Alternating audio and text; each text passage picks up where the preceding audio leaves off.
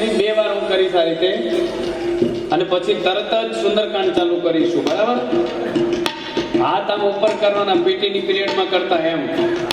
શનિવારે ભણતા ને મામા જીતેન્દ્રભાઈ, બીજા કોઈના નામ ખબર નથી એટલે ખોટું ના લગાડતો વાલા. હા, એના નામ ખબર હોય, જે ગુરુની પાસે બહુ ફરતા હોય એને ખબર હોય, એના નામ ખબર હોય. એક અમારા ભેગા રમેશભાઈ આવ્યા હતા, રમેશભાઈ, એક પરસોત્તમ દાસ. હા, પણ જરા 2 હાથ ઉપર કઈ મારી સાથે, બરાબર? કમ્પલસરી 2 હાથ ઉપર. જેના હાથમાં ક્રેક હોય હાથ ઉપર ના રાખે. ક્રેક આવી ગઈ હોય એના હાથ ઉપર નહીં કરવાના. બધાના હાથ ઉપર અને તાળી વગાડવાની શંખનાદ સાથે. ભાઈ આ વિડીયો ખાસ લેજો, હો.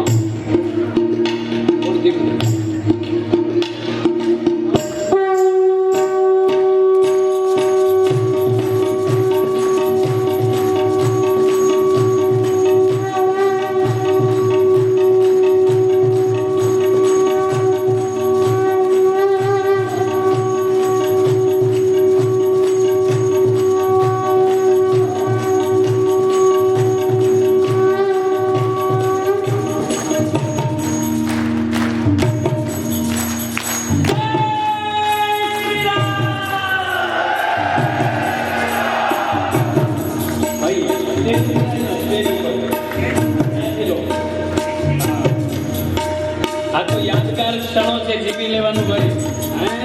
આ તો બહુ મહા મહેનતે આવો પ્રોગ્રામ કર્યો છે. ફરી ભગવાનની કૃપા થાય, અત્યારે થયો છે તો લાભ નહીં થાય.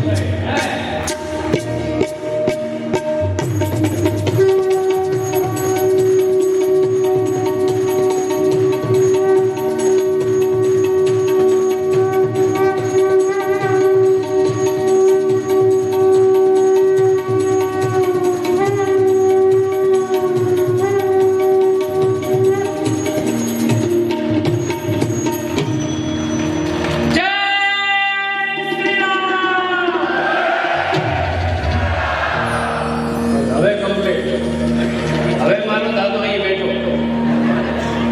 ઘણાને એમ થાય બાપજી જલ્દી સુંદરકાંડ ચાલુ કરતા હોય તો 12 મૂકી ફટાફટ ઘેર જઈએ. અરે ભાઈ, ઓછો બહુ સરસ કે છે, રોજ મરીએ છીએ ને રોજ જીવીએ છીએ.